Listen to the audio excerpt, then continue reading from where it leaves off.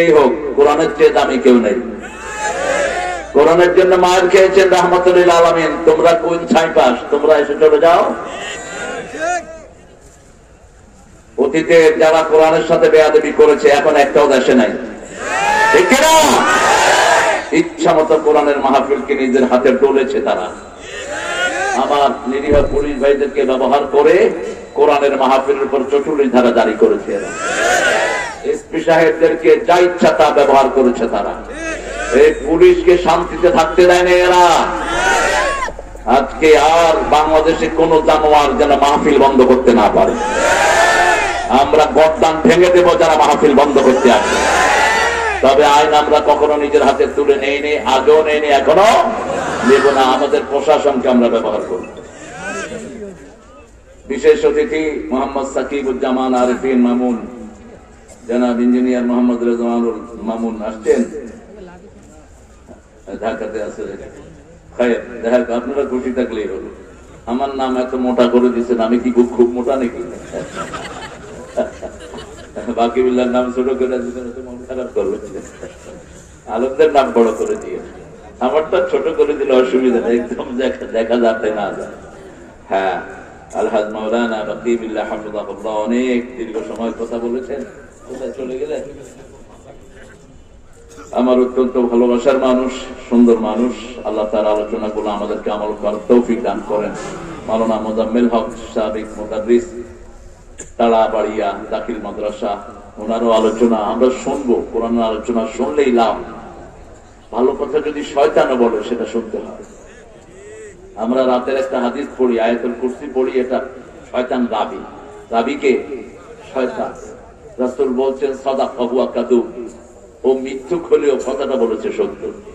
আবু হুরায়রাকে বলছেন, আবু হুরায়রা তুমি আমারে ধইরো না, রাসূলের কাছে নিও না শয়তানকে। আমি তোমাকে একটা আমল শিক্ষা দিয়ে দেব। তুমি যদি রাতের বেলায় আয়াতুল কুরসি পড়ো, আমরা শয়তানরা তোমার কাছে আসতে পারবো না। আবু হুরায়রা গিয়ে রাসূলকে হাদিসটা বলছেন। রাসূল মুচকি হেসে দিয়ে বলছেন সাদাকা হুয়া কাযুব, ও মিথ্যু কিন্তু কথাটা বলেছে কি সত্য কথা বলেছে। এই জন্য কোরআন হাদিস যেখানে আমরা যাব সেখানে মণিমুক্তা যেখানে পাও আহরণ করে নাও।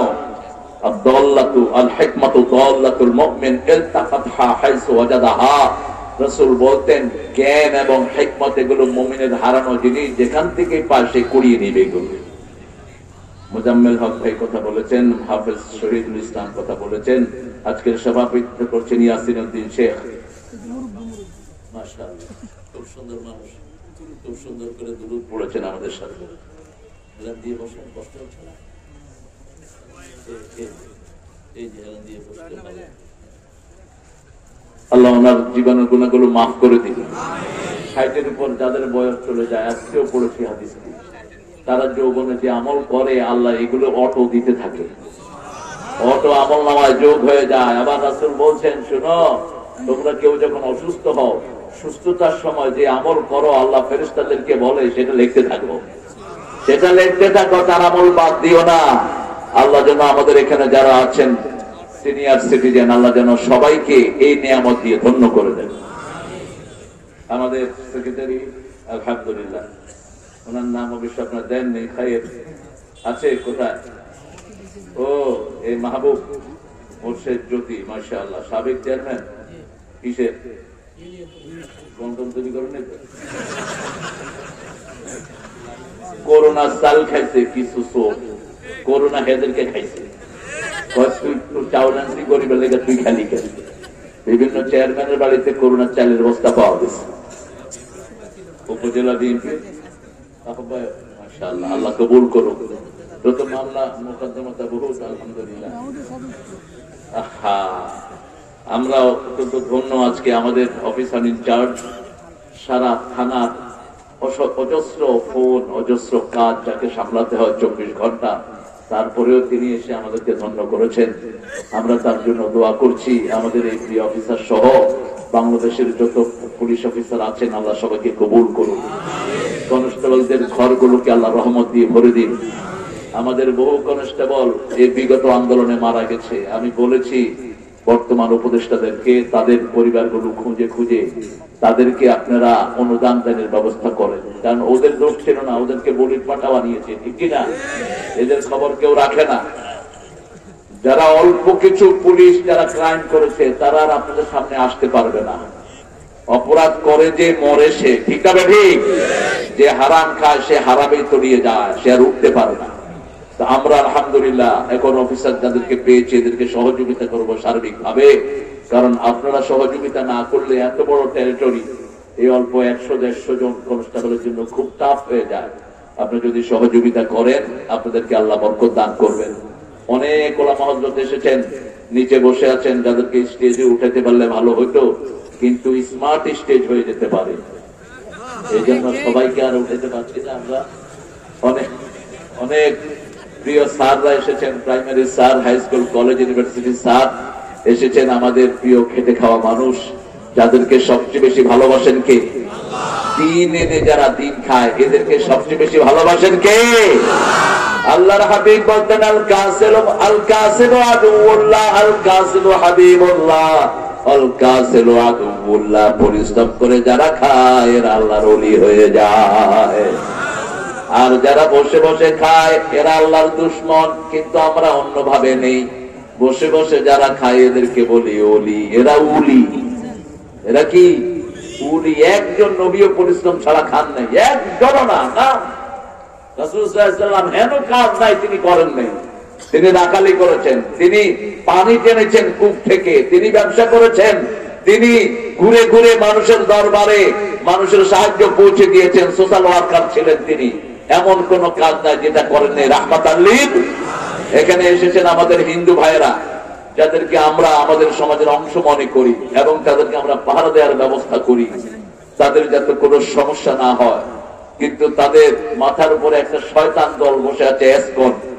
এই এসকন আমাদের মধ্যে হিন্দুদের যে সৌহার্দ্যমূলক সম্পর্ক এটা তারা নষ্ট করে দিতে চায়। এরা আমাদের অনেক লোককে খুন করেছে, আমাদের অনেক মেয়েকে চরিত্রহীন বানিয়েছে এই এসকনের সদস্যরা। এই জন্য আমি অত্যন্ত বিনয়ের সাথে আমার হিন্দু ভাইদেরকে বলবো, আমাদের এই সম্পর্ক 1000 বছরের সম্পর্ক, ঠিক না ঠিক? আপনাদের বিভিন্ন এলাকায় চাটমহল সহ অনেক হিন্দু ভাইদের বাস, কিন্তু কোন হিন্দু বলতে পারবে না কোন একজন মুসলমান একটু চোখ গরম করে তার দিকে তাকিয়েছে। এত সুন্দর সৌহার্দ্যপূর্ণ সম্পর্ক আমাদের আছে, ঠিক না ঠিক? সেই জন্য এই সৌহার্দ্যপূর্ণ সম্পর্ক থাকবে তখনই যখন আমরা ইসলাম অনুযায়ী চলবো। আল্লাহ আমার সব হিন্দু ভাইদেরকে ইসলামের জন্য কবুল করেন, তাদের কিতাবগুলো পড়ে তারা যেন তাদের কিতাব অনুযায়ী চলতে পারে, আল্লাহ সেই তৌফিক তাদেরকে দান করেন। আমরা আজকে কোরআন থেকে কথা শুনবো ইনশাআল্লাহ। বলেন তো কোরআনের সবচেয়ে দামি সূরা কোনটা? জোরে বলেন, চিৎকার করে বলেন। এরপরে কোনটা? এরপরে কোনটা? ইখলাস। এরপরে কোনটা? বন্ধ হয়ে গেছে। এরপরে 4টা সূরা রাসূল বলছেন কোরআনের 1/4 সূরা কাউসার, সূরা নসর, সূরা কাফিরুন, সূরা জিলজাল। এক সাহাবী এসেছেন বিয়ে করতে, রাসূল জিজ্ঞেস করলেন মোহরানা আছে নাকি? আমাদের এখানে তো এখন মোহরানা লাগে না, যৌতুকের ব্যবস্থা আছে। পাবনাতে নাই অবশ্য, হ্যাঁ ভালো জানবেন। যৌতুক খায়, যৌতুক যেগুলো খেয়েছো তোমরা জিনাকার, আজকে গিয়ে বোর মা ধরে মাপ চাইবা, যা কইয়া পারো। আবার মাটাকে ফেলায় না ভুলে, মদ খায়া বলে কি ডাকে? কি ডাকে? মা ডাকে। খামার, মদের আরবি নাম কি? খামার, মানে যেটা আচ্ছাদিত করে দেয়, যেটা ব্রেনের স্বাভাবিক কাজকে ব্যাহত করে দেয়। এই জন্য কোন নেশা জাতীয় দ্রব্য ইসলামে হালাল না। যারা গাঁজা খাও, গাঁজা বিক্রি করো, তোমার ছেলেগুলোকে আল্লাহ গাঁজাখোর বানায় দিবেন। যারা মানুষের ছেলেকে মাতাল বানায়, তোর ছেলেকে আল্লাহ মাতাল বানায় দিবে। এই জন্য এখন সময় আমাদের সমাজ থেকে এগুলোকে উৎখাত করার জন্য। আমি আশা করব আপনাদের এই এলাকাতে এগুলো নাই, আছে, তবে মদ আছে পাবনায় খুব। কেন জানেন? ওই যে রাশিয়ার লোকগুলো আসতেছে, ওনারা খুব খায় এগুলো। এই রোগপুর উঠায় দাও। আমাদের ছেলেদেরকে যেটা চরিত্রহীন করে এরকম প্রতিষ্ঠান আমাদের দরকার নাই, আমরা এমনি ভালো আছি, ঠিক আছে? ওখানে মদের বিরাট মার্কেট গড়ে উঠেছে ওখানে ঈশ্বর দিতে। এটা যেন সরকার নজরে নেয়, ওরা মদ খেলে চলে যাক এখান থেকে, তাদের দেশে গিয়ে খাক, এই জাতীয় জিনিস আমাদের দরকার নাই। আমরা এমনি স্বয়ং সম্পূর্ণ হয়ে আছি, আলহামদুলিল্লাহ বলেন। কারো কাছে কিছুর দরকার নাই, আগে চরিত্র প্রথম। কারণ আমরা দুনিয়াতে স্থায়ী থাকতে আসি নাই, আমরা এখান থেকে আরেক জায়গায় চলে যাব। সেই জায়গাটার নাম কি? রাসূল বললেন, আল কাইয়াস মান দানা নাফসাহু ওয়া আমিলা লিমা বাদাল মাউত আল আজিজ মান ইত্তাবা হাওয়াহু ওয়া তামান্না আলাল্লাহ। সবচেয়ে জ্ঞানী মানুষ ওই মানুষ যে পরকালের জন্য কাজ করে আর নিজের জীবনকে সংশোধন করে, আত্মসমালোচনা করে। সবচেয়ে অপারক, সবচেয়ে বেকুব ওই লোক যে আশা করে আল্লাহ তাকে মাফ করে দিবে, কিন্তু মন যেটা চায় সেটাই করে। যেমন বিগত সরকার মন চেয়েছে মূর্তি বানিয়েছে, ঠিক তবে ঠিক। মন চেয়েছে মানুষের সম্পদ লুটে পড়ে নিয়েছে।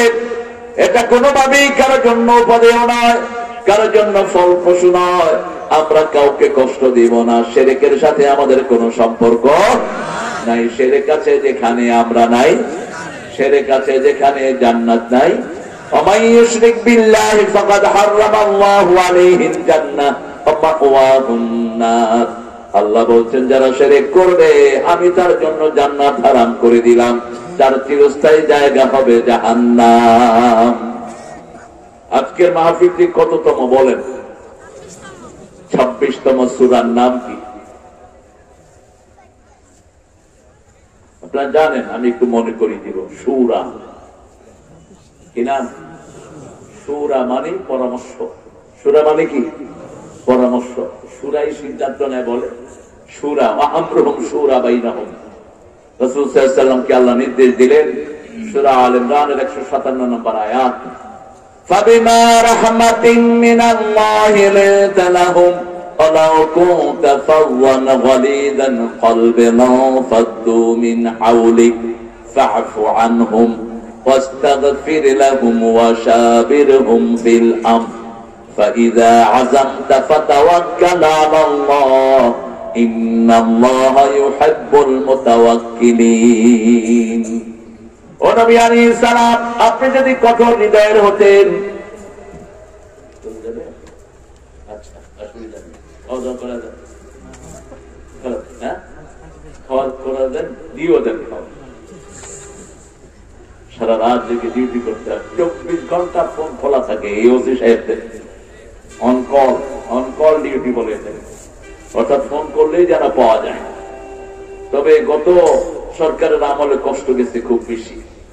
মন্ত্রী এক একজন এক এক দিকে গেত, এদেরকে পাহারা দিতে দিতে শরীয়তপুরে একবার দেখি যে জঙ্গলে ভিতরে 3-4 জন পুলিশ।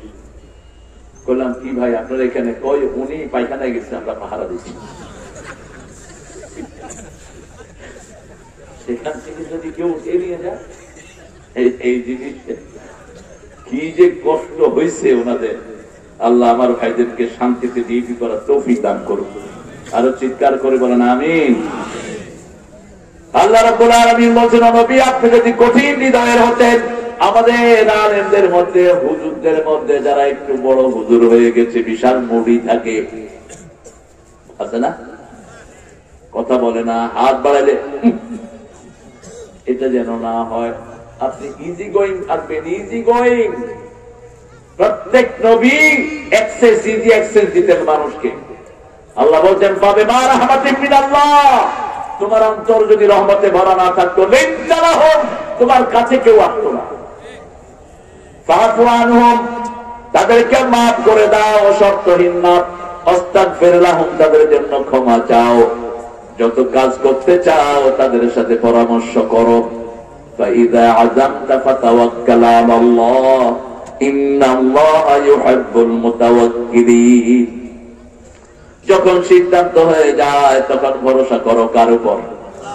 আরো চিৎকার করে বলেন, আমার যখন ফুরাবে দিন, আসবে গহীন রাতি, থেকো আল্লাহ জীবনে হয়ে চির সাথী, আসবে গহীন রাতি। একজনের উপর ভরসা, তিনি কে?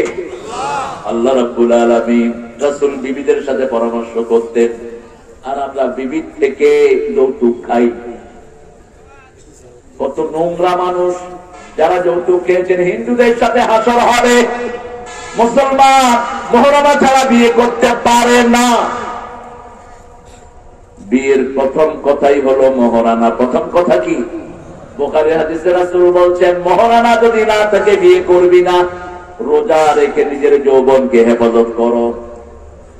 যাদের সামর্থ্য আছে, মানিস্তাতাতুন নিকাহ, যাদের বিবাহের সামর্থ্য আছে তারা যেন বিয়ে করে। আর যারা মোহরানা দিতে পারবে না তারা যেন রোজা রেখে তাদের যৌবনকে হেফাজত করে। অন্য কোনো পদ্ধতি নাই। আল্লাহ আমাদেরকে বুঝার তৌফিক দান করুন। রাসূল বিবির সাথে পরামর্শ করতেন কি? দেখেন বিবিরা কত জিনিয়াস, কত জ্ঞানী, মেরিটোরিয়াস। যখন রমজানে রোজা সফরে ভাঙার আয়াত নাযিল হলো, ইন কুনতুম মারিদান আও আলা সাফারিন ফাইদ্দাতুম মিন আইয়ামিন ওয়াকারু আলা আল্লাযিনা ইয়াতিকুনাহু ফিদিয়াতু তুআমু মিসকিন। হাফেজ থাকলে সুবিধা হয়, আমাদের কিন্তু সহযোগিতা করে। যদি তুমি সফরে থাকো অথবা সুস্থ হও তাহলে ওটা কাজা করবা, ওটার অনুপাতে পরে তুমি ইচ্ছা মতো আদায় করে দিবা অথবা ফিদিয়া দিবা। এখন রাসূল সাল্লাল্লাহু আলাইহি ওয়াসাল্লাম সফরে গিয়েছেন, সাহাবীদেরকে বলেন আল্লাহ বলেছেন সফরে থাকলে তোমরা রোজা ভাঙতে পারো। কেউ রোজা ভাঙছে না। মা আয়েশাকে গিয়ে বলছে, বুখারীর বর্ণনা, ও আয়েশা, সাহাবীরা তো আমার কথা শুনে না। কয় বলেন কি আপনার কথা শুনে না?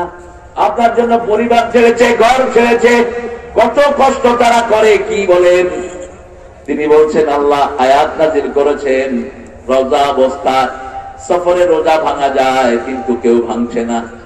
মা আয়েশা বলেন, আপনি মুখে খেজুর দিয়ে বাহিরে যান, আপনি মুখে খেজুর খাইতে থাকেন, দেখবেন সবাই খাওয়া শুরু করবে। সুবহানাল্লাহ কইলেন না? রাসূল ঠিক মুখে খেজুর দিয়ে খাইতেছে আস্তে আস্তে। সাহাবীরা কয় কি ব্যাপার, রাসূলের মুখ লড়ে কেন? চলো আমরাও মুখ লড়াম। বাস সবাই ভাঙলেন। পরামর্শটা কার? কার? কার? মা আয়েশা। সুবহানাল্লাহ করতে ইচ্ছে করো না? সাহাবীদের মধ্যে সবচেয়ে জ্ঞানী ছিলেন এই মা আয়েশা। এই মা আয়েশা না হলে রাসূল হাদিস পড়তেন না। সাহাবাদের মধ্যে গুঞ্জন শুরু হলো, রাসূল কারোর মধ্যে গুঞ্জন রাখতেন না। রাসূল বললেন, আপনারা মনে করতে পারেন আমি আমার বিবির জন্য অপেক্ষা করি, ব্যাপারটি তা নয়। ব্যাপারটি হলো গত এক সপ্তাহ আমি কি হাদিস পড়েছি কে বলতে পারেন? কেউ দুইটা, কেউ চারটা, কেউ তিনটা, কেউ পরিপূর্ণ বলতে পারলেন না। এবার বললেন, দুল্লানি ইয়া হুমায়রা, হে হুমায়রা তুমি বলো। শুরু থেকে শেষ পর্যন্ত দাড়ি কমা সহ সব মুখস্থ বলে দিয়েছেন, একটাও তিনি বলেন নেই। তিনি এত জ্ঞানী ছিলেন, সাহাবায়ে কেরাম জিজ্ঞেস করতেন, যে কোনো প্রশ্ন ওনাকে করলেই উত্তর পাওয়া যেত। সব সাহাবীরা যাদের হাদিসের ব্যাপারে সন্দেহ হতো মা আয়েশাকে জিজ্ঞেস করতেন। তিনাকে জিজ্ঞেস করা হলো, এত জ্ঞান আপনি কবে অর্জন করেছেন? তিনি বলতেন, মা নাসিতু কাত, আমি যেটা একবার শুনি সেটা আর কখনো ভুলে যাই না। আল্লাহ আমাদের মেয়েদেরকে এরকম হাফেজা বানিয়ে দেন। আরো চিৎকার করে বলেন আমিন। সূরা শূরা আল্লাহ শুরু করেছেন তাসিন মিম, পড়েন তাসিন তাসিন মিম। 30টা করে 90টা নেকি হয়ে গেল, 90টা গুনাহ ঝরে গেল, 90টা মর্যাদা আল্লাহ বাড়িয়ে দিলেন। এটা কমসে কম। আর জাদুটা আল্লাহ বেশি খুশি, 700 থেকে 1000 কোটি বাড়িয়ে দেবে, তার কোন সীমা। রাসূল বলছেন, বুখারীর বর্ণনা, তোমাদের কেউ যখন কোন খারাপের নিয়ত করে আমি ফেরেশতাদেরকে বলি দেই, আল্লাহ বলে দেন দেখিস না। যখন খারাপের জায়গার দিকে যায় তখন বলে দেখিস না। খারাপের জায়গায় গেলে তখন বলা হয় লেখো না। খারাপ করে ফেলেছেন তখনও আল্লাহ বলে লেখো না। যদি আমার গোলাম আমাকে স্মরণ করে বাপ চায়, ক্ষমাটা লিখে রাখো, গুনাহটা লেখো না। কত বড় দয়ার সাগর তিনি। এরপরে যখন দীর্ঘ সময় জিকিরও করে না, তওবাও করে না, তখন আল্লাহ বলে একটা গুনার জন্য একটা গুনাহ আমলনামায় লিখে দাও। কিন্তু স্মরণ রেখে দিও, ইদা যাকারুল্লাহ ফাস্তাগফিরু লিযুনুবিহিম ওয়া মান ইয়াগফিরুয যুনুবা ইল্লাল্লাহ ওয়া লাম ইউসিররু আলা মা ফাআলু ওয়া হুম ইয়ালামুন। যখনই আবার ইস্তেগফার করবে গুনাহগুলো আমলনামা থেকে মুছে দিয়ে সওয়াব লিখে দিও। আর যদি কোনো সওয়াবের নিয়ত করে, মান হাম্মা বিল হাসানা ফালাহু হাসানা, যখনই কেউ সওয়াবের নিয়ত করে ফেরেশতাকে বলে সওয়াব লেখা শুরু কর। সওয়াবের দিকে যখন দিতে থাকে তখন সওয়াব 10 থেকে বাড়তে বাড়তে 700 পর্যন্ত যায়। যখন সওয়াবটা করে ফেলে ইউদাইফু লাহু লিমান ইয়াশা আল্লাহু ওয়াসিউন আলীম, এত পরিমাণ লিখে দেয় যার কোনো হিসাব নাই। আল্লাহ আমাদের সবাইকে নেক কাজ করার তৌফিক দান করে দেন। আরো চিৎকার করে বলেন আমিন। তিলকা আয়াতুল কিতাবিল মুবিন, তিলকা ব্যবহৃত হয় দূরের জন্য, আয়াতুল কিতাবিল মুবিন আয়াত হলো কোরআনের এক একটা নিদর্শন। ছোট্ট ছোট্ট গোল যে চিহ্নগুলো, এগুলোর নাম হলো আয়াত। এগুলোর নাম কি? আয়াত। আয়াত হলো নিদর্শন। কোরআনের এক একটি আয়াত এত ব্যাপক, কিয়ামত পর্যন্ত চেষ্টা করলে এটার ব্যাখ্যা শেষ করা যাবে না। ফিহি আয়াতুন লিন্নাস, এই আয়াতগুলো নিয়ে যারা গবেষণা করে তাদেরকে 1000 কোটি সওয়াব দান করে দেন কে? আর যারা গবেষণা করে না তারা বেশি সওয়াব পায় না। রাসূল এক বর্ণনায় বলছেন, যারা কোরআনকে নিয়ে গবেষণা করে না এদের উপরে আল্লাহ লানত।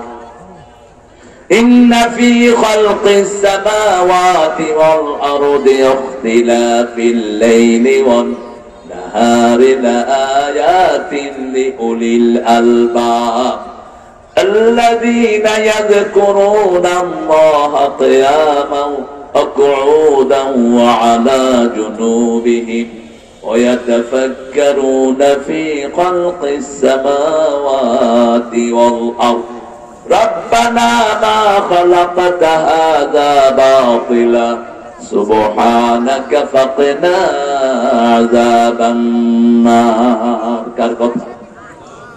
ইন্না ফি খালকিস সামাওয়াতি ওয়াল আরদ, ঘুমাচ্ছেন কি? মাশাআল্লাহ মাশাআল্লাহ, আল্লাহর ওলি তো ঘুমাচ্ছে।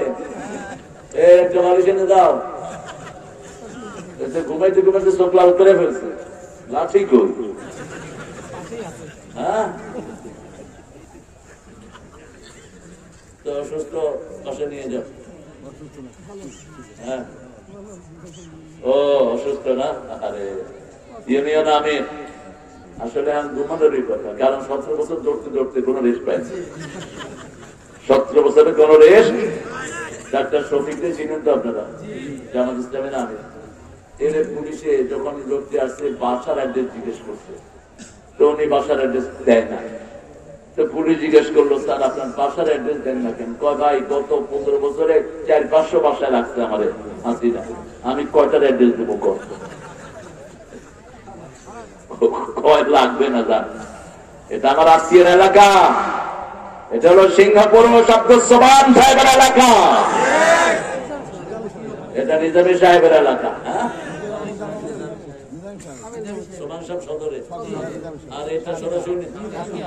তো আপনারা আমার কি হয়েছেন? আপনারা সব আমার পুত্রা। নিজামী চাচা আমার বেয়াই ছিলেন, কিন্তু আমি চাচাই ডাকতাম। আমাকে বলতো, বাবা বুড়া বয়সে ভাইটাই বলায় না, একটু ভেজাল। ওই যে নজিব, যেটা এটা আমার জামাই, ব্যারিস্টার নজিব মোমেন, বিয়ে আমি পড়াইছি। হ্যাঁ, আহা অনেক, এতদিন পরে জানলেন কেন বলার? মতিউর রহমান নিজামী, আল্লাহ তার কবর থেকে জান্নাতুল ফেরদাউস বানিয়ে দেখি। আর চিৎকার করে বলেন আমিন। কত অসাধারণ সিংহ পুরুষ ছিলেন। আমি বিয়ে করতে চাই কিন্তু আমি বেকার, কোনো কর্ম নেই। হ্যাঁ, আপনার জন্য হাদিস আছে একটা সুন্দর, এখন এর উপায় কি? উপায় বলিয়া দিবে ভাইয়া। রাসূল সাল্লাল্লাহু আলাইহি ওয়াসাল্লাম বসে আছেন মসজিদে নববীতে, হাদিসটা শুরু করলাম। এক মেয়ে এসে বলছে, দাউজ নিয়ে মোহাম্মদ, হে মোহাম্মদ মেরিনি, আমার বিয়ে করেন, আমাকে বিয়ে করেন। রাসূলের মতো লজ্জাশীল কোন নবী পৃথিবীতে নাই। তিনি নিচের দিকে তাকিয়ে আছেন। পাশের থেকে একজন সাহাবী এসে বলছে, হুজুর আপনি না করলে আমি আছি। আমি আমারে করা যায়। রাসূল বলছেন, তুমি মহরণা কি দিবা? বলছে মোহরানা তো আমার কাছে তেমন কিছু নাই। আরেকজন দরিদ্র সাহাবী এসেছেন, বিয়ে করবেন, রাসূল বিয়ে করতে আসলে জিজ্ঞেস করতেন মোহরানা কি দিবা? ওই সাহাবী বলছেন আমার কাছে কিছুই নাই। রাসূল বলছেন তোমার কাছে সূরা কাউসার আছে নাকি? আছে। সূরা নসর আছে নাকি? আছে। সূরা কাফিরুন আছে নাকি? আছে। সূরা জিলজাল আছে নাকি? আছে। এই চারটা সূরা যার কাছে আছে সে যেন বিয়ে করে।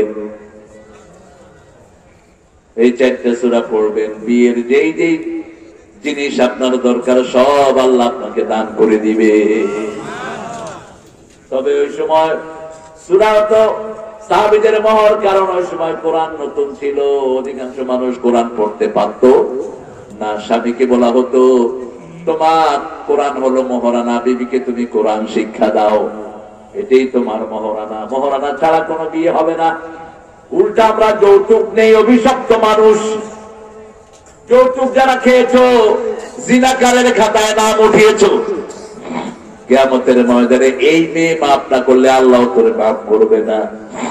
যৌতুক এসেছে হিন্দু সমাজ থেকে, ওদের মহারানার কোনো ব্যবস্থা নাই।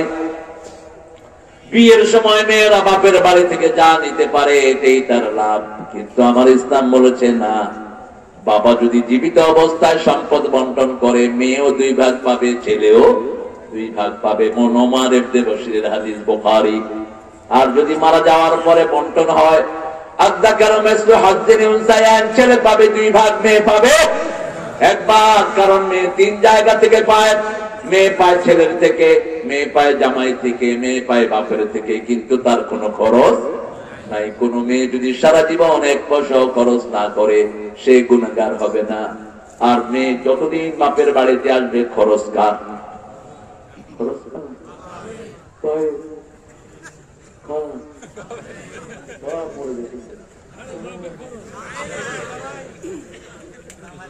আপনারা যে এত ভদ্র, আপনাদের সুপুর মতো অবস্থা দেখে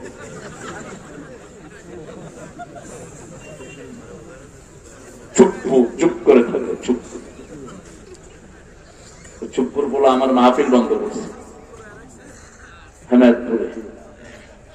কি নাম না, খাওয়ার নাম কি জানি, ফালতু। মাহফিল বন্ধ করেছিস তো কিয়ামতের ময়দানে আসামির কটগড়া দাঁড় করাবো। আমরা সবাই ইনশাআল্লাহ বাদী হবো, ওরা হবে আসামি। ঠিক না ঠিক? আমরা কোরআনের জন্য কোনো ছাড় নাই। কোরআন আছে যেখানে আমরা আছি। কোরআন বন্ধ করবে যারা, আমরাও তাদেরকে বন্ধ করে দেব। ঠিক না ঠিক? তিলকা আয়াতুল কিতাবিল মুবিন, ওই কিতাব যেটা লৌহে মাহফুজে সংরক্ষণ করে রেখেছেন কে? এটা স্পষ্ট। কোরআনের কোনো কিছু গোপন নয়। মুমিনরা গোপন কাজ করে না, মুমিনরা করে প্রকাশ্য কাজ। ঠিক না ঠিক? আল্লাহ বলছেন ইযা লাকুল্লাযীনা আমানু ক্বালু আমান্না ওয়া ইযা খালাউ ইলা শায়াতিনহিম ক্বালু ইন্না মা'আকুম ইন্নামা নাহনু মুস্তাহজিউন। যখন তারা মুমিনদের সাথে মোলাকাত করে, মোলাকাত সামনে হয় না পিছনে হয়? সামনে হয়। ওরা বলে আমরা তোমাদের সাথে আছি, তোমাদেরই আমরা বন্ধু। আর যখন ওরা গোপনে খেলাওয়াত করে, খালাউ ইলা শায়াতিনহিম, শয়তানরা যখন একসাথে হয় গোপনে, তখন বলে মোল্লা মৌলবীর সাথে একটু ঠাট্টা করলাম। আল্লাহ বলেন আল্লাহু ইস্তাহজিউ বিহিম, আল্লাহ তাদেরকে এমন ঠাট্টার পাত্র বানাবে ওরা চিন্তাও করতে পারে না। ঠিক না ঠিক? কি ঠাট্টার পাত্র হয়েছে দেখেন। সাইদি সাহেবকে ফাঁসি দিছে, উনি গর্ব করে বলতেন।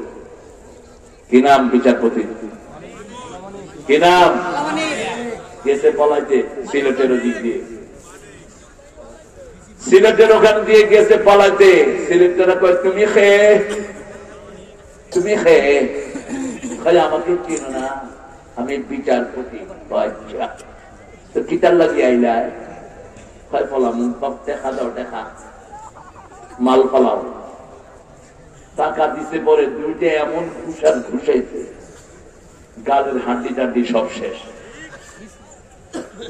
কারণ যেইভাবে আইছে ওইভাবে যাবে টাকা। ঠিক না ঠিক?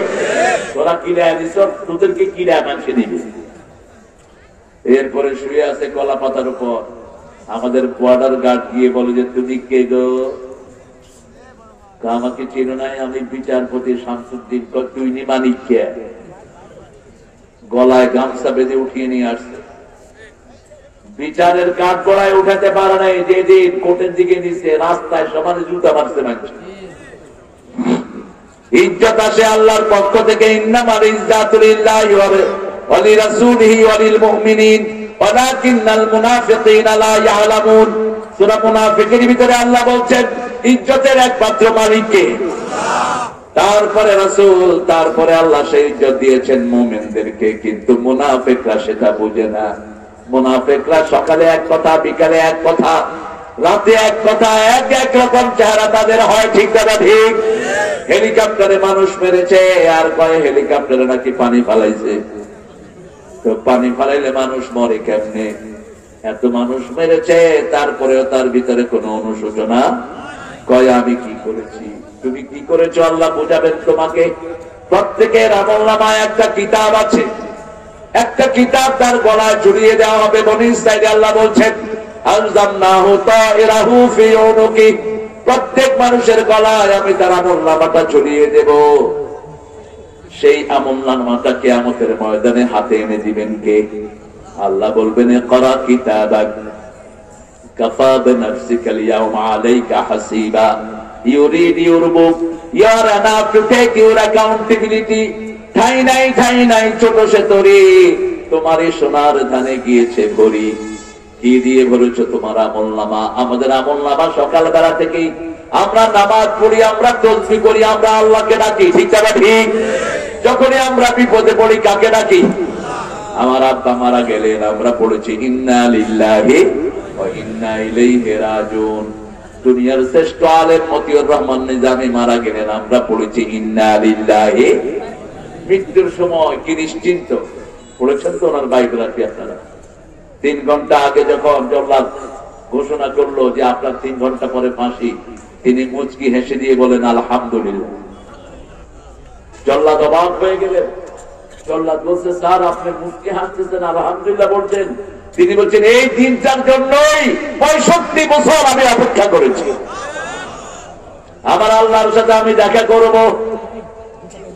ছেলেকে বলছে বাবা কি ড্রেস পরবো বলে দাও। ছেলে বলেছে বাবা আল্লাহ সবচেয়ে বেশি পছন্দ করে সাদা ড্রেস, সাদা পোশাক পরেন, সাদা টুপি, সাদা পাজামা, সাদা পাঞ্জাবি। গোসল করলেন, সুন্দর করে ওযু করলেন, দীর্ঘ সময় 2 রাকাত নামাজ পড়লেন, সুন্দর করে হেঁটে হেঁটে যাচ্ছেন ফাঁসির মঞ্চের দিকে। 6 জন জল্লাদ তার হাত ধরেছে, তিনি বলছেন ছেড়ে দাও। 5 জনই একই কাজ করেছেন, ছেড়ে দাও। বলছে স্যার এটা নিয়ম। বলছে আমি তোমাদের নিয়ম মানি না, ওটা ফাঁসি নয়, ওটা আমার জন্য জান্নাতের মালা। হাসি মুখে গিয়ে সেখানে মুস্কি হেসে মুখের মধ্যে পড়ছে না শাহাদু আল্লাহ ইলাহা ইল্লাল্লাহু ওয়া আশহাদু আন্না মুহাম্মাদান আবদুহু ওয়া রাসূলুহু। এর যে নিশ্চিত শাহাদাতের মওত আর কি হতে পারে? রাসূল সাল্লাল্লাহু আলাইহি ওয়াসাল্লাম নিজের ঘরের দিকে যাচ্ছেন। ইহুদি দেখে বললেন রাসূল আমার ছেলেটা খুব অসুস্থ, কোন হিন্দু যদি আপনাকে ডাকে তার ঘরে যাবেন, তার কথা শুনবেন, তার সেবা শুশ্রূষা করবেন, এটাই সুন্নাহ। এটাই কি সুন্নাহ? রাসূলকে বলছেন রাসূল সমস্যা কথা বলছেন কেন? কিছু লাগবে? রাসূল সাল্লাল্লাহু আলাইহি ওয়াসাল্লাম গিয়ে ছেলের মাথায় হাত দিয়ে বলছে আসলিমিয়া বুনাইয়া, হে ছেলে তুমি কালেমা পড়ে মুসলমান হয়ে যাও। মৃত্যু পথযাত্রী। কার ছেলে? কার? ইহুদির ছেলে। এখন ইহুদির দিকে তাকিয়েছে, ইহুদি মাথা চুপি দিয়ে বলছে মুহাম্মদ যা বলে তাই করো। ছেলে পড়ে নিয়েছে লা ইলাহা ইল্লাল্লাহু মুহাম্মাদুর রাসূলুল্লাহ সাল্লাল্লাহু। কালেমাও শেষ, জীবনও। রাসূল বললেন একটু আগে জাহান্নামী ছিল, এখন ছেলেটা জান্নাতি হয়ে গেছে। রাসূল বলছেন লাক্কিনু মাউতাকুম বিল কালিমাত, ও আমার উম্মতেরা, যখনই মুমূর্ষ রোগী পাও ওর পাশে গিয়ে পড়ো লা ইলাহা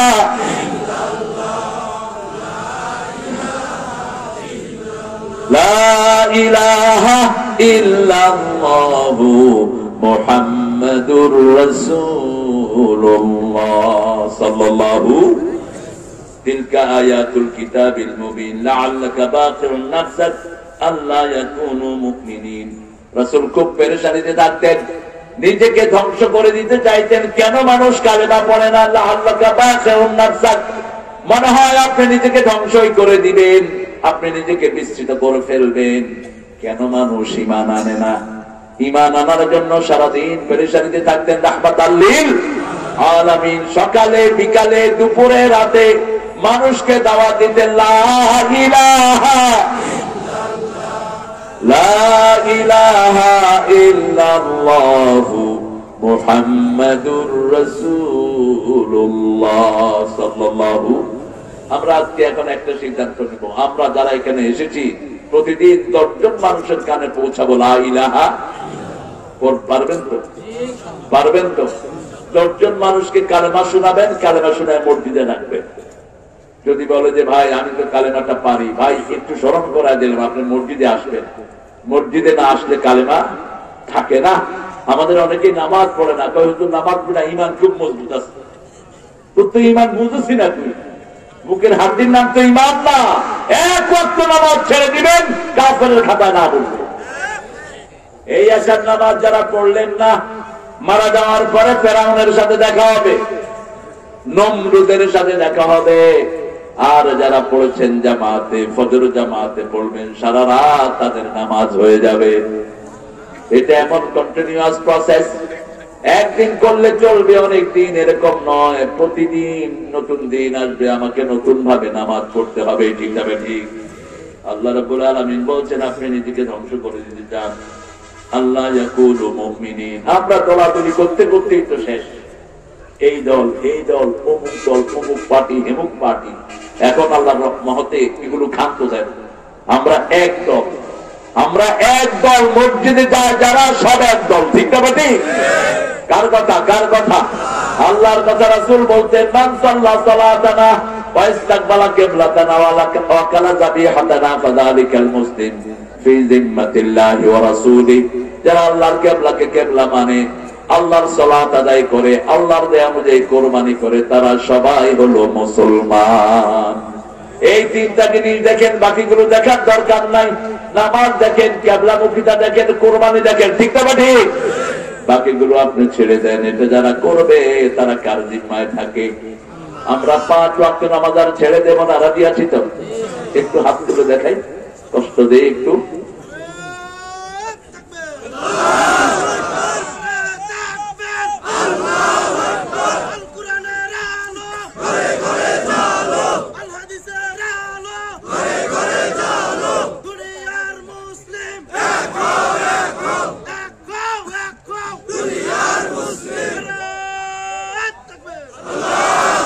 বলেন, হাতগুলো রেখে বলেন, হে আল্লাহ, আপনার নামে শপথ করছি, জীবনে আর কোনদিন ফরজ নামাজ, ফরজ রোজা, ফরজ পর্দা, ফরজ কোরআন মানা ছেড়ে দেব না। আমিন ইয়া রাব্বাল আলামিন। হাতগুলো নামাই। প্রিয় ভাইরা, আমরা এখন কত দলে বিভক্ত হয়েছি দেখেন। বাংলাদেশের সবচেয়ে বড় দল কোনটা? বলে সবচেয়ে বড় দল জামাত ইসলাম। আল্লাহ কবুল করুক। হ্যাঁ, দিনের দিক থেকে বড় দল এটা, কিন্তু মানুষ হিসাবে বড় দল কোনটা? বিএনপি, এরপরে আওয়ামী লীগ, এরপরে জাতীয় পার্টি, এরপরে জামাত, এরপরে আর কি আছে? চরমনাই, শর্ষিনা, 8 রশি, 14 রশি, 15 রশি, হায়ের গ্রুপ আর গ্রুপ, এগুলো বাদ দিয়ে দেন। আমরা সব এক দল। ঠিক না? আমরা যদি এক দল, ওই পৃথিবীর কোন শক্তি আমাদেরকে পরাজিত করতে পারবে না। আমাদের অনৈক্যতার কারণে হিন্দুরা আমাদের ভাইকে জবাই করে। ঠিক না? আমাদের অনৈক্যতার কারণে এই পর্যন্ত গত 17 বছর এক জালেম শাসক আমাদের মাথার উপর বসেছিল। ঠিক না? আমাদের অনৈক্যতার কারণে আজকে আমাদের দেশ লুটপাট হওয়ার পথে। হিন্দুরা হাত সোজা করে আমাদের পোলাপান মেরে, সেই পরিস্থিতি আর আমরা দেব না। আমার নবী 13 বছর মায়ের খেয়েছেন, 10 বছর দিয়েছেন, আমরা এখন ঘুরে দাঁড়াবো। রাজি আছি তো? রাজি আছি তো? শহীদ হতে চান তো মুসলমান? হাত তুলে দেখা দেন আবার।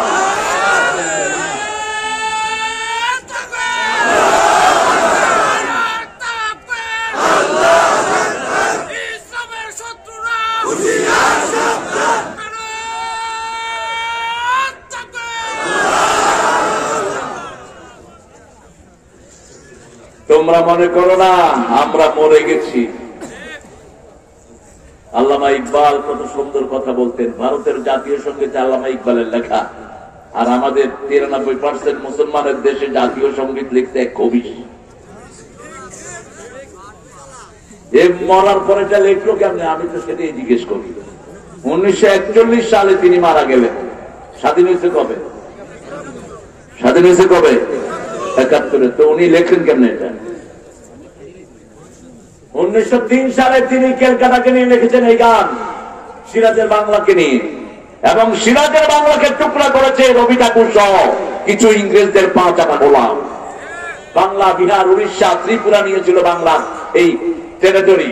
সেটাকে ভেঙে বলছে মূর্খ জাতিকে শুধু বঙ্গরাজ্য দিয়ে ক্ষান্ত হও। ঢাকাতে যারা বিশ্ববিদ্যালয় হইতে না পারে সবচেয়ে বেশি বিরোধিতা করেছে কে?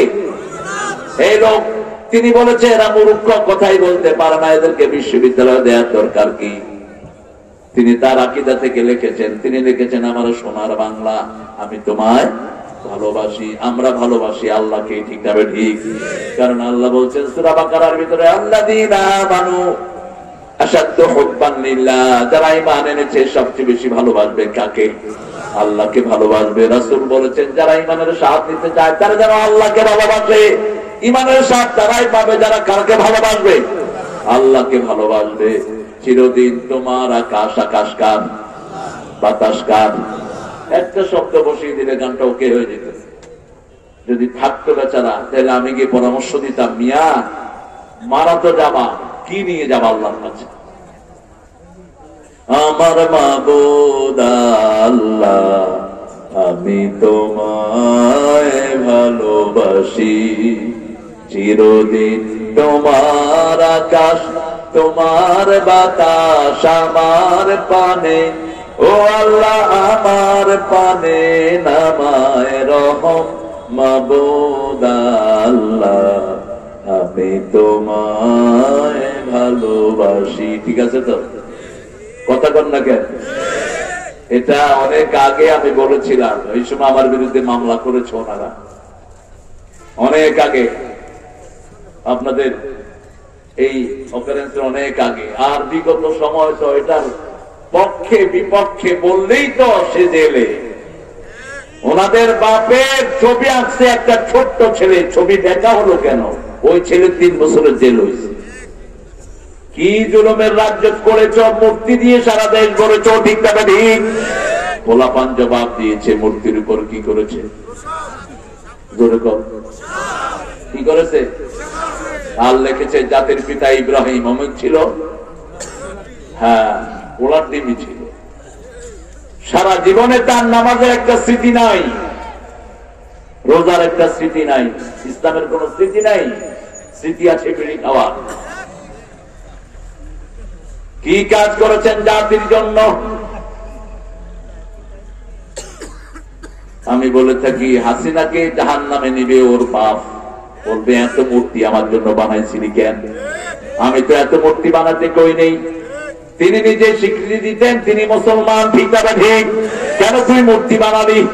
মূর্তি বানাবে হিন্দুরা, ওরা জবাব দিবে। ওদের কিতাবেও মূর্তির কোন প্রমাণ নাই।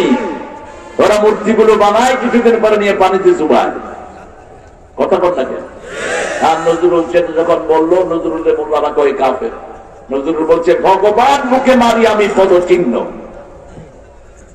মোল্লারা যখন তারা কাফের বললো, নজরুল বললো দেখেন ওরা যখন মূর্তিগুলো চুবায়, চুবানোর সময় মূর্তির উপরে তারা কি করে? কি করে? পা দেয় কিনা? আমি তো সেটাই লিখছি, আমি তো অন্য কিছু লিখিনি। বাস এক কথায় জবাব শেষ। আপনি যে কোনো হিন্দু ভাইরে জিজ্ঞেস করেন বিপদে পড়লে কাকে ডাকেন, দেখবেন বলবে বিপদে পড়লে আমরাও আল্লাহরই ডাকি। কারণ কলিজার ভিতরে কার নাম লেখা আছে। মিশরের একজন ডাক্তার প্রথম ওপেন হার্ট সার্জারি শুরু করেন আজ থেকে 150 বছর আগে, 200 বছর আগে। তো তিনি যখন ওপেন হার্ট সার্জারি করতেন, হার্টটা খোলার পরে তিনি হার্টের ওই সবগুলো যা যা করা দরকার ওগুলো করে হার্টটা আবার সিলাই দিতেন। তিনি হার্টটাকে ভালো করে দেখতেন না, আর শেষ করে তিনি 2 রাকাত নামাজ পড়তেন, আল্লাহ শুকরিয়া আদায় করতেন। আজকে হার্ট খোলার পরে তিনি দেখে শুধু কাঁদছেন আর কাঁদছেন।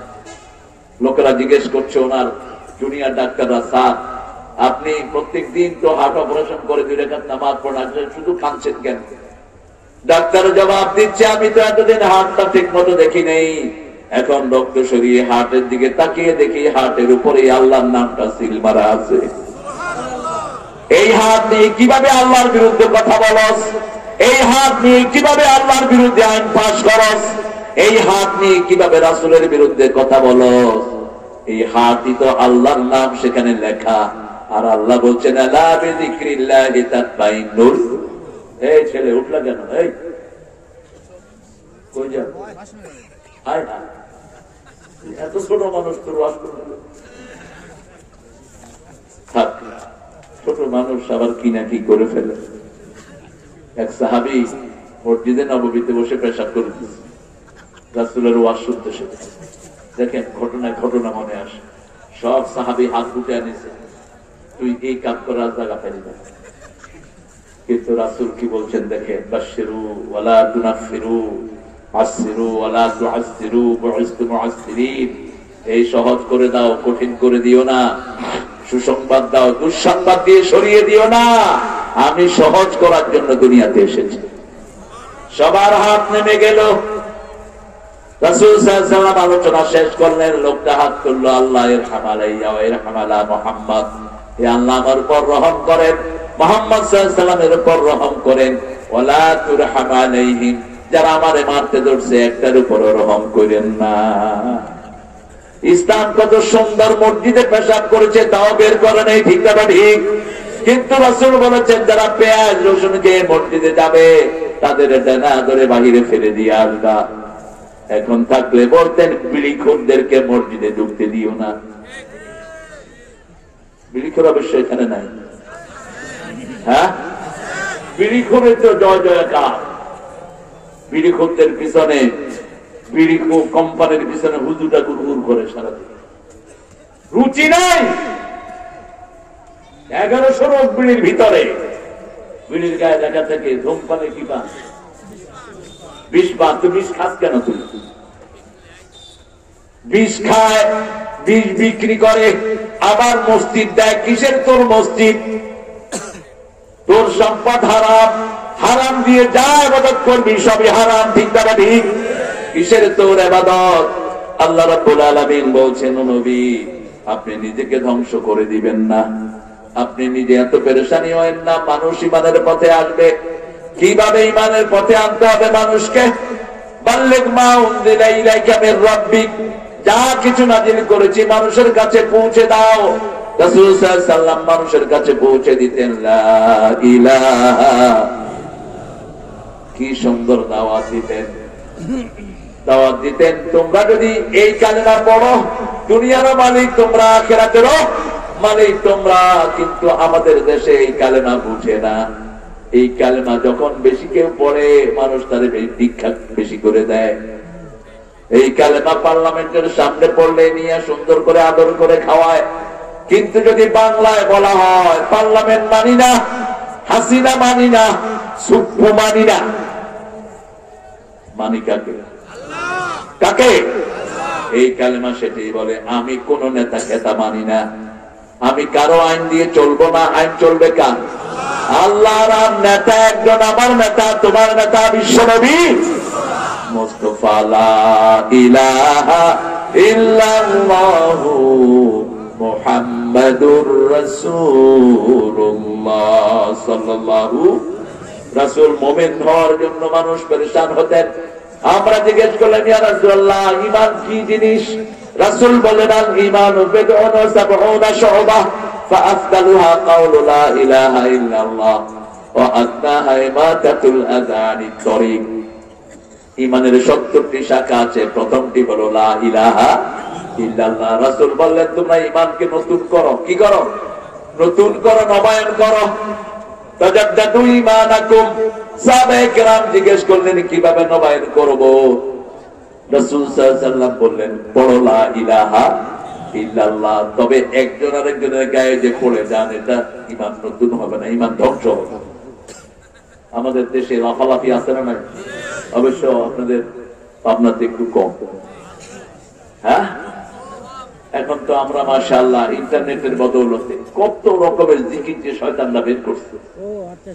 কোন লাফালাফির কোন জায়গায় ইসলামে আপনি জিকির করবেন যাতে পাশের লোকের ক্ষতি না হয়। উদুল্লাহ তাদাররুআন ওয়া খীফা দুনাল জাহরি মিনাল কাউল। যখন তুমি আল্লাহকে ডাকবা বিনয়ের সাথে ভয়ের সাথে আল্লাহকে ডাকো। চিৎকার করে হুড় হাঙ্গামা করে আল্লাহকে ডাকার কোনো দরকার নাই, যেমন নামাজের ভিতরে আমরা ডাকি। আবার রাসূল সাল্লাল্লাহু আলাইহি ওয়াসাল্লাম বলেছেন ঈমানের প্রথম কথা হলো লা ইলাহা ইল্লাল্লাহ। শেষ কথা রাস্তা থেকে কষ্টদায়ক জিনিস সরিয়ে দেয়া। আপনার বাড়ির পাশে রোড গর্ত হয়ে আছে, এটা বন্ধ করে দেয়। এই গর্ত বন্ধ করা ঈমানের কাজ। একজন সাহাবী রাস্তায় গাছ পড়ে রাস্তা বন্ধ ছিল, বুখারীর হাদিস। তিনি গাছ কেটে রাস্তা ক্লিয়ার করে দিয়েছেন। রাসূলের মাধ্যমে আল্লাহ নিজে তাকে জান্নাতের খবর দিয়ে দিয়েছে। আরেকজন সাহাবীকে 5 বার রাসূল জান্নাতের খবর দিলেন। কয়বার? 5 বার। ইবনে ওমর রাসূলকে খুব অনুসরণ করতেন। তিনি গিয়ে চুপচাপ ওই চাচার বাসায় উঠছে। চাচার বাসায় উঠে বলছে আমার আব্বা আমাকে একটু বাড়িতে থাকতে দেয় না, চাচা আমি আপনার বাসায় 2 একদিন থাকবো। তো ওমরের সন্তান নিষেধ করে কে? বলছে ঠিক আছে বাবা তুমি থাকো। আমার 2 দিন তিনি থাকলেন। তিনি দেখলেন কি কি আমল লোকটা করে। দেখলেন নামাজ পড়ে, ঘুমায়, রোজা রাখে, রোজা ছেড়ে দেয়। খুব বেশি স্পেশাল কোনো আমল নাই।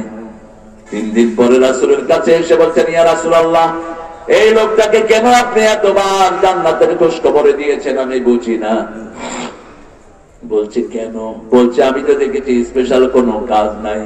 রাসূল সাল্লাল্লাহু আলাইহি ওয়াসাল্লাম বললেন এই লোকটা প্রতিদিন ঘুমানোর সময় সব মানুষকে মাফ করে দেয়। আপনি যদি মানুষকে মাফ করে দেন আপনাকে মাফ করে দিবেন কে? আপনার বিবিকে আগে মাফ করবেন। আমরা বিবির উপর খড়খস্ত হই।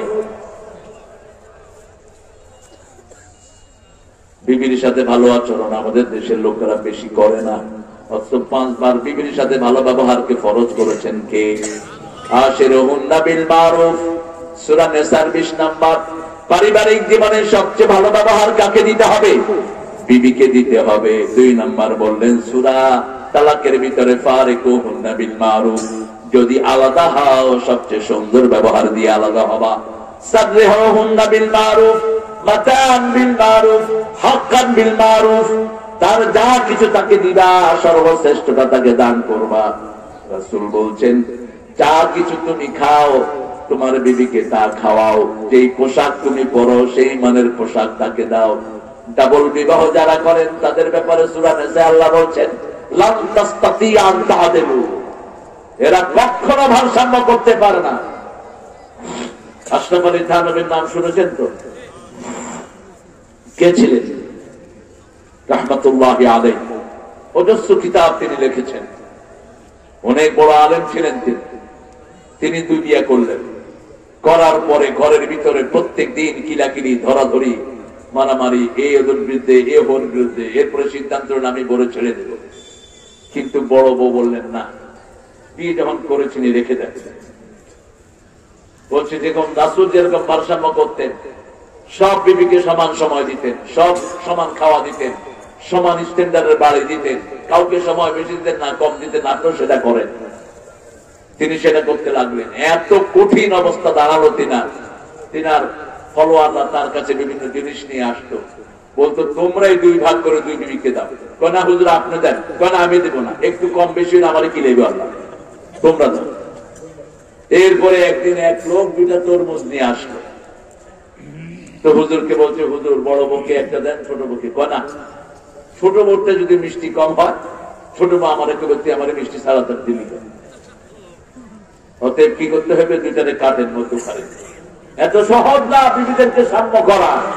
রাসূল বলছেন যারা ডাবল বিয়ে করে এক বইয়ের প্রতি ঝুঁকে পড়ে ওদেরকে কিয়ামতের মাঠে অর্ধাঙ্গিনী করে আল্লাহ তুলবেন। চোখ একটা থাকবে না, হাত একটা থাকবে না, পা একটা থাকবে না, অর্ধাঙ্গিনী করে তুলবেন। এজন্য আল্লাহ বলছেন ফানকিহু মিনান নিসাই মা তাবা লাকুম মাসনা ওয়া সুলাসা ওয়া রুবাহা ফাইন খিফতুম আল্লা তাদিলু ফাওয়াহিদা। তুমি যদি বিয়ে করতে চাও দুটি করো, তিনটি করো, চারটি করো, কিন্তু যদি আদল করতে না পারো কয়টি? আরো জোরে বলে কয়টি?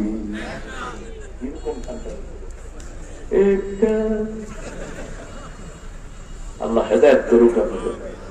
এত ঠান্ডা হলে কেমনে হয়? একটু গরম হন দেখি। জিহাদ করবেন তো নাকি? জিহাদ কইলেই তো করে নিয়ে যেত। এখন আর দরাদরি নাই। যারা ধরতো তারাও আমাদের সাথে জিহাদে যাবে, ঠিক কিনা? গত সপ্তাহে এই সিরাজগঞ্জে মাহফিল চলছে, এক ছেলে কোনা থেকে কয় জয় বাংলা। এইবার পুলিশ ছিল 5 জন, দিতে দৌড়াবে। আগে আমাদেরটা করে দৌড়াইতো, এখন এদেরটা করে দৌড়ায়। পুলিশে গিয়ে ধরে ফেলে। এখন ওই ছেলে বলছে আমি ভুলে গেছি, আমি ভুলে বাইরে গেছে। এটা কয় তোরই তো বুঝতেছিলাম, এদের একটারেও খুঁজা পাই না। এই অনেকদিন পরে একটা জয় বাংলা পাইছি, 10টা তো মামলা তোর বিরুদ্ধে চল। এখন জামাতের আমি সিরাজগঞ্জের আমারে বলতেছে, আমি অনুরোধ করতেছি যে দিয়েন না, এমনি ভুলেই কইছে। অন্তত 5টা তো দেবো, কারণ খুঁজে তো পাই নাই বুঝতে। আল্লাহর কি ফয়সালা দেখেন, যারা জুলুম করে তারা জমিনে থাকতে পারে না, ঠিক তারা ঠিক। আমরা যেন জুলুম না করি, আমরা কারো ঘরে আক্রমণ করব না, কারো সম্পদ নষ্ট করব না। সম্পদ নষ্ট করা নিষেধ করেছেন কে? এক মুমিন কখনো কারো সম্পদ নষ্ট করতে পারে না। এক মুমিন কারো সম্পদ আত্মসাৎ করতে পারে না। রাসূল সাল্লাল্লাহু আলাইহি ওয়াসাল্লামের অবস্থা দেখেন, তিনি যখন মক্কা থেকে হিজরত করবেন, তার কাছে মুশরিকদের সোনা দানা গয়না সব তার কাছে রক্ষিত। যারা তাকে মেরে ফেলার জন্য ঘেরা দিয়েছে তাদের জিনিসই তিনি পাহারা দিচ্ছেন। আলীকে বললেন, আলী তুমি এই জিনিসগুলো নিয়ে আমার বিছানায় পড়ে থাকো। আল্লাহ এখন সিদ্ধান্ত পাঠিয়েছেন এই রাতেই আমি হিজরতে যেতে হবে। রাসূল সাল্লাল্লাহু আলাইহি ওয়াসাল্লাম হিজরতের জন্য উঠলেন। দেখেন ঘরের চারিদিকে 100 যুবক হাতের ভিতরে হাত দিয়ে দাঁড়িয়ে আছে। ইকরামা সহ আবু জেহেল ঘোষণা করেছে মুহাম্মদকে জীবিত মৃত অবস্থায় ধরে দিতে পারলে 100 উট পুরস্কার দেওয়া হবে। কয়শ? 100 উট সব ধরে দাঁড়িয়ে আছে। রাসূল সাল্লাল্লাহু আলাইহি ওয়াসাল্লাম বলছেন, ইয়া আল্লাহ কিভাবে আমি বের হব? আল্লাহ বললেন তুমি পড়ো, জাআলনা, পড়েন, ওয়াজআলনা মিন বাইনি আইদিহিম সাদ্দাও ওয়া মিন খালফিহিম সাদ্দা ফাআগশাইনাহুম ফাহুম লা ইউবসিরুন। এই আয়াত যদি আপনি পড়েন, দুশমনের সামনে দিয়ে আপনি চলে যাবেন, দুশমন আপনাকে দেখবে না, তার চোখকে অন্ধ করে দিবেন কে? রাসূল এটা পড়লেন, বালুতে ফু দিলেন, বালুগুলো ছিটিয়ে দিলেন। বালু ঘুরে ঘুরে সব কাফেরের চোখে গিয়ে ঢুকলো। কাফেরের চোখ কসলাতে শুরু করলো।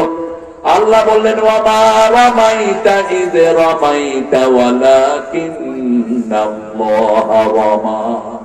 রামিয়ন মানে হলো ক্ষেপণাস্ত্র। আপনি মানেন নাই, আপনি বালু উঠিয়েছেন, ওদের চোখে ঢুকানোর ব্যবস্থা করে দিয়েছেন কে? সেই আল্লাহ এখনো আছে না নাই?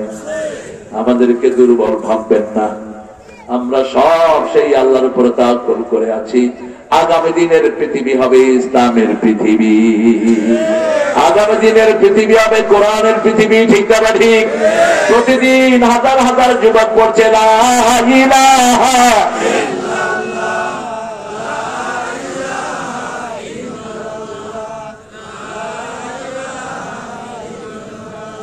লা ইলাহা ইল্লাল্লাহু মুহাম্মাদুর রাসূলুল্লাহ সাল্লাল্লাহু আল্লাহ ইয়াকুনু মুমিনিন। আমরা মুমিন হতে চাই। আল্লাহ বলছেন মুমিন হওয়ার জন্য 5টা কাজ করতে হবে। কয়টা? প্রথম, ঈমান আনতে হবে কার উপর? 2 নম্বর, নামাজ পড়তে হবে। 5 ওয়াক্ত পড়বেন তো? আর কাজা করব না। নামাজ বেশি যেখানে রহমত বেশি। রাসূল প্রত্যেকদিন 50 রাকাত শুধু নফল নামাজই পড়তেন, ফরজ পড়তেন 100 রাকাত, এই 67 রাকাত পড়তেন রাহমাতাল লিল আলামিন। আপনি কয় রাকাত পড়েন? যেই মাসে নামাজ বেশি সেই মাসে খাওয়া, সেই মাসে বরকত বেশি। ডাক্তারদেরকে জিজ্ঞেস করবেন কোন মাসে রোগী পান না, ডাক্তাররা বলে আমরা দোয়া করি রমজান যেন তাড়াতাড়ি বিদায় হয়। রমজানে আমরা রোগী পাই না, কারণ রমজানে আমরা কার রুটিন মানি? কার? আল্লাহর রুটিন মানি। নামাজে দাঁড়ায় যে ভালো হয় তার রোগ ব্যাধি ভালো হয়ে যায়। নামাজ যেখানে আছে সেখানে কোনো বাজে জিনিস থাকতে পারে। মসজিদে গেলেই দেখবেন ঘুম আসে। কেন? মসজিদ হলো আল্লাহর রহমতের জায়গা, 24 ঘন্টা সেখানে কোরআন তেলাওয়াত হয়, জিকির হয়। এই জন্য মসজিদে গেলেই ঘুম আসে। রহমত আছে যেখানে, ঘুম আসে সেখানে। আর সিনেমা হলে গেলে ঘুম আসে না, সব ডাকাতের মতো তাকিয়ে থাকে, কারণ তার হাত তাকে লানত করে, চোখ তাকে লানত করে, আশেপাশের ফেরেশতারা তাকে লানত করে। কেন এগুলো দেখছো? আর মসজিদে গেলে সবাই রহমতের দোয়া করে, ঠিক না ঠিক? রাসূল বলছেন যখন ঘর থেকে কেউ ওযু করে বাহিরে পা রাখে, সাথে সাথে তার জীবনের গুনাহ মাফ হয়ে যায়। দ্বিতীয় পা যখন রাখে তার দিকে জান্নাত আগায় আসে। রাসূল বলছেন প্রতি ওয়াক্তে যারা মসজিদে যায় আল্লাহ তাদের জন্য জান্নাতটাকে সাজায়া দেয়। ও নামাজি আমার ঘরে নামাজ পড়ো আজ, পিছিয়ে দিলাম তোমার তরে হৃদয় যায় নামাজ।